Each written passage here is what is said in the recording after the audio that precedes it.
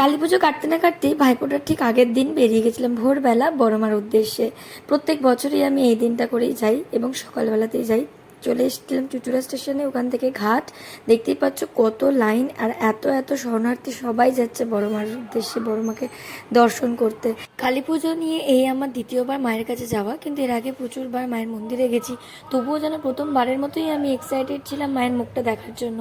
আর মায়ের কাছে যাওয়ার আগে অনেকগুলো কালী মায়ের সাথে দেখা হয়ে যায়।